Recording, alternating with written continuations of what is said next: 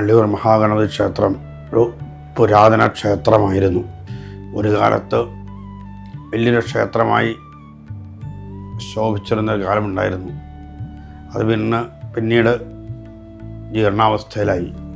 പിന്നീട് അച്ഛൻ്റെ ഉപാസനയാൽ തപോബലത്താൽ ഇന്ന് ഈ ക്ഷേത്രം ലോകം മുഴുവൻ അറിയപ്പെടുന്നൊരു ക്ഷേത്രമായി വളർന്നുകൊണ്ടിരിക്കുകയാണ്. ഉപാസനാശക്തി തന്നെയാണ് ഈ ക്ഷേത്രം ഈ നിലയിലെത്താൻ കാരണം. അഭിഷേകത്താലും നിവേദ്യം ഭഗവാൻ സമർപ്പിച്ച് പുഷ്പാഞ്ജലികൾ കഴിച്ച് ഒരു പകൽ മുഴുവൻ ശ്രീകോലത്തിന് കൂടി എത്ര കണ്ട് ഉപാസിക്കാമോ അത്ര കണ്ട് നിഷ്ഠയോടുകൂടി ഉപാസിച്ചിരുന്നു അച്ഛൻ്റെ സമാവർത്തനത്തിന് ശേഷം. അങ്ങനെ ആ ശ്രീകോലത്ത് ഭാഗവത ഉപദേശം കിട്ടിയതിൽ പിന്നെ ഭാഗവതത്തിലെ ഓരോ ശ്ലോകം കൊണ്ട് പുഷ്പാഞ്ജലിയും കഴിച്ചിരുന്നു. അതിൻ്റെയൊക്കെ ഫലമായി ഗണപതിയുടെ മടിയിൽ ശ്രീകൃഷ്ണൻ ഇരിക്കുന്ന ഒരു ചൈതന്യം വന്നു ചേരുകയായിരുന്നു. ഗണപതിയെയും ഗുരുവായൂരപ്പനെയും ഒരുപോലെയായിരുന്നു ഉപാസിച്ചുകൊണ്ടിരുന്നത്. അപ്പം ഗുരുവായൂരപ്പനെ ഉപാസിക്കുവാനായിട്ട്, അതായത് ഭാഗവതത്തെ ഉപാസിക്കുക, ഇത് രണ്ടും വേണമല്ലോ. അപ്പം അതിനാണ് സാളഗ്രാമം വെച്ച് പൂജിക്കുവാനായിട്ട് ആരംഭിച്ചത്. അതും ഗണപതിയുടെ മടിയിൽ പീഠത്തിൽ വെച്ചുകൊണ്ടാണ് പൂജിച്ചുകൊണ്ടിരുന്നത്. അങ്ങനെ വൈഷ്ണവ ഗണപതിയായി ഈ ക്ഷേത്രം അറിയപ്പെടാൻ ആരംഭിച്ചു. ഗണപതിക്കും ഗുരുവായൂരപ്പനും ഒരുപോലെയാണ് നിവേദ്യം കൊടുത്തുകൊണ്ടിരുന്നത്. തുല്യ പ്രാധാന്യം അച്ഛൻ കൊടുത്തിരുന്നു. അതിൻ്റെയൊക്കെ ശക്തിയാണ് ഇന്നീ കാണുന്ന ക്ഷേത്രത്തിലെ എല്ലാവിധ ഐശ്വര്യവും. ഗുരുവായൂരപ്പൻ്റെ സാന്നിധ്യവും കൂടെ ഉള്ളതുകൊണ്ടാണ് 12 വ്യാഴാഴ്ച പാൽപ്പായസം ഇവിടെ നടത്തപ്പെടുന്നത്. അതുപോലെ മഹാഗണപതിക്കാണെങ്കിലും ആരോഗ്യം ഉണ്ടാകുവാനായിട്ട് തടി വഴിപാട്, തടസ്സങ്ങൾ മാറുവാനായിട്ട് 1000 കൂടെ അഭിഷേകം, വിവാഹം നടക്കുവാൻ പഴമാല, അപ്പം മൂടൽ, കളഭം, 1008 ഗണപതി ഹോമം, 108 നാളെ ഗണപതി ഹോമം, അങ്ങനെ എന്തെല്ലാം ഗണപതിക്ക് മുമ്പിൽ അച്ഛൻ്റെ മനസ്സിൽ വിചാരിച്ചോ ആ അച്ഛൻ്റെ മനസ്സിലുണ്ടായ വഴിപാടുകളൊക്കെ അച്ഛൻ അനുഭവം കിട്ടിയ വഴിപാടുകളായിരുന്നു. ആ വഴിപാടുകളാണ് ഇന്ന് ഭക്തന്മാർക്കായിട്ട് എത്തിച്ചുകൊണ്ടിരിക്കുന്നത്. ഭക്തന്മാരോട് അവരുടെ വിഷമങ്ങൾ പറയുമ്പോൾ അച്ഛൻ പറയാറുള്ളതും ഞങ്ങൾ പറയാറുള്ളതും അച്ഛൻ്റെ ആ ഉപദേശം തന്നെയാണ് ഞങ്ങളും അനുവർത്തിച്ച് പറയാറുള്ളത്. അപ്പം അങ്ങനെ എല്ലാം കൊണ്ടും ഐശ്വര്യപ്രദമായ രീതിയിൽ മഹാഗണപതി എല്ലാവരെയും അനുഗ്രഹിക്കുന്നു. അതുമാത്രമേ അതാണ് ഏറ്റവും പ്രധാന ശക്തി. ആ അനുഗ്രഹമാണ് ഭക്തന്മാരെ അനുഗ്രഹിക്കുമ്പോഴാണല്ലോ എല്ലാവർക്കും ഒരു വിശ്വാസം വരുന്നതും ചാരിതാർത്ഥ്യം ഉണ്ടാകുന്നതും. അങ്ങനെ എല്ലാം കൊണ്ടും വലിയൊരു ക്ഷേത്രമായി തീർന്നിരിക്കുകയാണ് മഹാഗണപതി ക്ഷേത്രം. അച്ഛൻ തിരുമേനിക്ക് ശരിക്കും സംസ്കൃത മൂലഗ്രന്ഥം കാണാപ്പാടം ആയിരുന്നു. ഭാഗവതം മുഴുവൻ ശ്ലോകങ്ങളെല്ലാം കാണാപ്പാടായിരുന്നു. അറിയാം, ഒക്കെ മനസ്സിൽ വരും. ഓരോ ശ്ലോകം ചെല്ലുമ്പോൾ അതിൻ്റെതായ 2ാമത്തെ ശ്ലോകം മനസ്സിൽ എന്തായാലും വരും. അതുപോലെ നിഷ്ഠയായിട്ട് ഉപാസിക്കണമെന്ന് മാത്രമേ ഉള്ളൂ. ഉപാസിക്കുമ്പോൾ അതിൻ്റെ ശക്തി നമുക്ക് മനസ്സിനുള്ളിൽ വരും. ആ ചൈതന്യം വരും അകത്ത്. ഗുരുവായൂരപ്പൻ്റെ സാന്നിധ്യം നമ്മുടെ മനസ്സിലേക്ക് വരുവാണല്ലോ. അതിങ്ങനെ ഒഴുകിക്കോളും, ധാരധാരയായിട്ട് ഒഴുകിക്കോളും. അങ്ങയുടെ ചെറുപ്പത്തിലൊക്കെ അച്ഛൻ തിരുമേനിക്ക് ശരിക്കും ഗുരുവായൂർ ക്ഷേത്രവുമായിട്ടൊരു ബന്ധമുണ്ട്. ആ ഒരു ബന്ധത്തെക്കുറിച്ചൊക്കെ ഗുരുവായൂരൊക്കെ ഇവിടെ നടന്നു പോകുമായിരുന്നു. അച്ഛൻ്റെ അമ്മ കൊടുത്ത 1 രൂപയും കൊടുത്തുകൊണ്ട് ആ 1 രൂപയുമായിട്ട് ഇവിടെ നിന്ന് യാത്ര തിരിക്കുകയായിരുന്നു. അപ്പോൾ അവിടെ ചെന്നു കുറച്ച് ഭജനമായിട്ടും കൂടി 12 ദിവസം ഭജനമായിട്ടും കൂടി. അപ്പം അവിടുത്തെ പല സജ്ജനങ്ങൾ പറഞ്ഞനുസരിച്ച് 41 ദിവസം ഭജനമാക്കി. 41 ദിവസമാണ് അച്ഛന് പടപ്പുറംപൂരി ഭാഗവതം ഉപദേശിക്കുന്നത്. അവിടെ തൊട്ട് അച്ഛന് പൂർണ്ണമായ ഒരു അനുഗ്രഹം കിട്ടിക്കൊണ്ടിരിക്കുകയായിരുന്നു.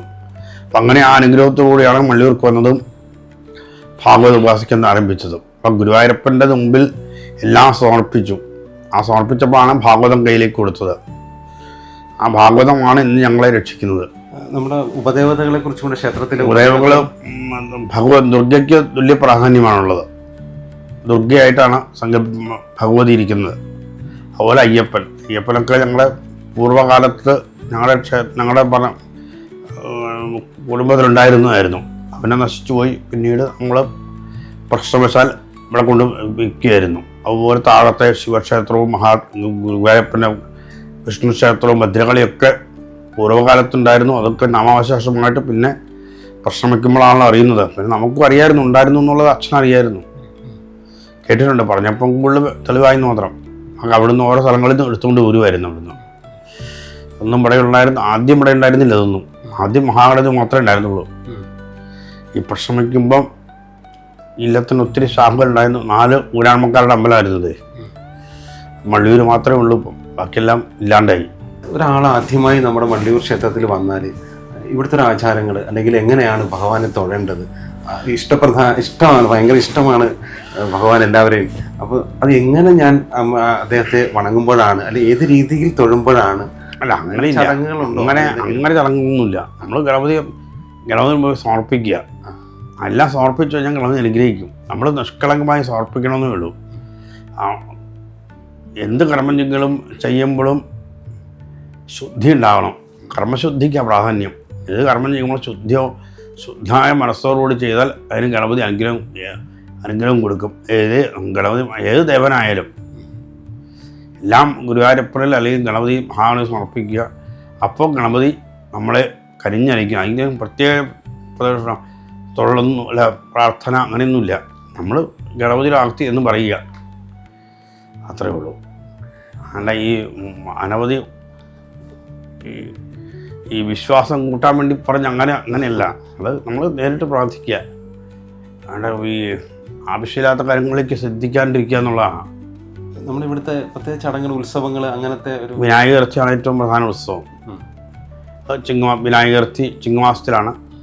വിനായകർത്തിക്കാണ് ഏറ്റവും പ്രാധാന്യം. പണ്ട് മുതലേ പഴയകാലം മുതൽ വിനായകർത്തിക്കാണ് പ്രാധാന്യം ഉണ്ടായിരുന്നത്. ഇടക്കാലം കൊണ്ട് ഉത്സവമായിട്ട് തീർന്നു. കൊടിമര പ്രതിഷ്ഠ കഴിഞ്ഞു. അതിനു മുമ്പ് തന്നെ ഉത്സവം തുടങ്ങി കേട്ടോ. 8 ദിവസത്തെ ഉത്സവമാണ്. അപ്പം ആദ്യം 1008 പിന്നീട് ഇപ്പം 10,008 വരെയായി തീർന്നു. ഗണപതി അനുഗ്രഹം കൊണ്ട് ഭക്തന്മാരുടെ സമർപ്പണവും അങ്ങനെ 1008 ആയിരം ഗണദൈവമാണ് ഇപ്പോൾ നടക്കാറുള്ളത്. എല്ലാവിധ പരിപാടികളും നടക്കാറുണ്ട്. ക്ഷേത്രത്തിന് പറ്റിയ പരിപാടികളൊക്കെയാണ് നമ്മൾ നടത്താറുള്ളത്. ഗജപൂജയായിട്ടും ഒക്കെ നടക്കാറുണ്ട്. ഞാൻ നേരത്തെ ചോദിച്ചതുമായി ബന്ധപ്പെട്ട് തന്നെയാണ്. ഇപ്പോൾ ഞാൻ അമ്പലത്തിൽ കയറിയപ്പോൾ നമ്മൾ ചില ക്ഷേത്രങ്ങളിൽ പൂർണ്ണമായും വലം വയ്ക്കും. ഞാൻ അങ്ങനത്തെ ഒരു ചടങ്ങ് കൂടെയാണ് ചോദിച്ചത്. അതിപ്പോൾ വലം ഇവിടെ അബദ്ധം ഉണ്ടായിട്ടല്ല, തെറ്റൊന്നുമില്ല. പക്ഷെ നമ്മൾ അങ്ങനെ ചോദിക്കുന്നത്, ഇപ്പം ഞാൻ ഒരാൾ വരുമ്പോൾ നമ്മൾ ആദ്യം ചിലപ്പോൾ ഉപദേവതകളെ തൊഴുതിട്ടായിരിക്കും തൊഴേണ്ടി വരിക. അല്ല, ഇത് ഗണപതി അതിന്റെ ഒരു നിഷ്ഠ പറഞ്ഞു തരാം. അല്ല, ഗണപതിയെ തൊഴുതിട്ടാണ് വേണ്ടത്. നമ്മൾ ആദ്യം മഹാഗണപതി തൊഴുക, എന്നിട്ട് ഭഗവതി തൊഴുക, എന്നിട്ട് അയ്യപ്പനെ തൊഴുക. തുല്യ പ്രാധാന്യം നോക്കുമ്പോൾ ഗണപതി കഴിഞ്ഞാൽ ഭഗവതിക്കാണ്. പിന്നെ പ്രദർശനം വെച്ച് ഇപ്പം നമ്മൾ പിന്നെ ഇപ്പോഴത്തെ സൗകര്യങ്ങളാണല്ലോ കുറച്ചൊക്കെ ജനങ്ങൾക്ക് ബുദ്ധിമുട്ടാകാത്ത രീതി സൗകര്യങ്ങൾ ഉണ്ടാക്കി കൊടുക്കുന്നത്. അപ്പം നമ്മൾ പൂർണ്ണമായ പ്രദർശനം വെപ്പിക്കാത്തത് ജനങ്ങൾക്ക് ബുദ്ധിമുട്ടുണ്ടാകാതിരിക്കാൻ വേണ്ടിയിട്ടാണ് നമ്മൾ ഒരു വശത്തിൽ പറഞ്ഞു വിടുന്നത്. അപ്പം അയ്യപ്പനെ അവിടെ പറഞ്ഞു വിടും. പിന്നെ ആചാരങ്ങൾ ചിലതൊന്നും ഇപ്പോഴും പലർക്കും അറിയില്ല നമ്മുടെ ഹിന്ദുക്കൾക്ക്. അപ്പോൾ അത് തെറ്റാണ്ടിരിക്കാൻ വേണ്ടിയാണ് നമ്മൾ ഒരു വശത്തൂടെ പറഞ്ഞു വിടുന്നത്. അപ്പോൾ തീർത്ഥ സേവിച്ച അവിടെ തന്നെ സേവിച്ച കൈ അവിടെ തെളിക്കും. അപ്പോൾ എച്ചിലായി ആ ക്ഷേത്രം മുഴുവൻ. അപ്പോൾ അങ്ങനെ വരാണ്ടിരിക്കാൻ വേണ്ടി നമ്മൾ നേരെ അങ്ങ് വിടുന്നത്. അപ്പോൾ തീർത്ഥം പോലും ഇപ്പം ഓവി എന്നുള്ള തീർത്ഥം എടുക്കുമ്പോൾ അത് എങ്ങനെയാണ് സേവിക്കേണ്ടതെന്ന് എപ്പോഴും ഒരാൾക്ക് പറഞ്ഞു കൊടുക്കാൻ പറ്റില്ല. അപ്പോൾ അവർ സേവിച്ച് കഴിഞ്ഞാൽ അവിടെ തന്നെ കൈ ഉടയും. അപ്പോൾ അതൊക്കെ അശുദ്ധി കാരണമാവും. അപ്പോൾ നമ്മൾ കഴിവതും ഭക്തന്മാർക്ക് ബുദ്ധിമുട്ടില്ലാത്ത രീതിയിൽ കൊണ്ടുപോകുക എന്നുള്ളതാണ്. അതിനാണ് ഓരോ സംവിധാനം, ഓരോ ക്ഷേത്രങ്ങൾ ഉണ്ടാക്കിയിരിക്കുന്നത്. അപ്പോൾ അത് ഭക്തന്മാരുടെ സൗകര്യാർത്ഥമാണ്, അല്ലാണ്ട് അവർക്കൊരു ഇതുണ്ടായിട്ടല്ല. ആർക്കും ബുദ്ധിമുട്ട് വരരുത്. ക്ഷേത്രത്തിൽ ചെന്നാൽ ബുദ്ധിമുട്ടില്ലാതെ തൊഴുക എന്നുള്ളതാണ് ഏറ്റവും പ്രധാനം. അവിടെ ഒരു ശബ്ദത്തിനൊന്നുമല്ല, നാമത്തിനും തന്നെ പ്രാധാന്യം. അച്ഛൻ തിരുമേനിയുടെ ഉപാസനാമൂർത്തി അത് ഈ രീതിയിലൊക്കെ എത്തി. അങ്ങയുടെ ഉപാസനയെക്കുറിച്ചും അതറിയാം. അങ്ങനെ അച്ഛൻ പറഞ്ഞ ഉപദേശത്താരം നമ്മളാകും പോകുന്നു, അത്രേ ഉള്ളൂ.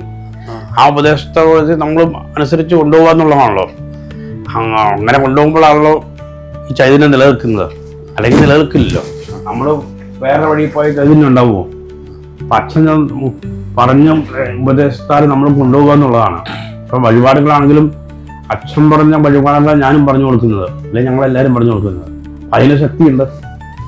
ഇപ്പം എന്നോടൊരു വഴിപാട് എന്ന് ചോദിച്ചാൽ അച്ഛൻ എന്താ പറഞ്ഞിരിക്കുന്നത് എനിക്കറിയാം. അപ്പം ആ വഴിപാട് ഞാൻ മറ്റുള്ളവർക്ക് പറഞ്ഞു കൊടുക്കുമ്പോൾ അതിന് ഫലം ഉണ്ടെന്നുള്ള ഫലം ഉണ്ടാകാറുണ്ട്.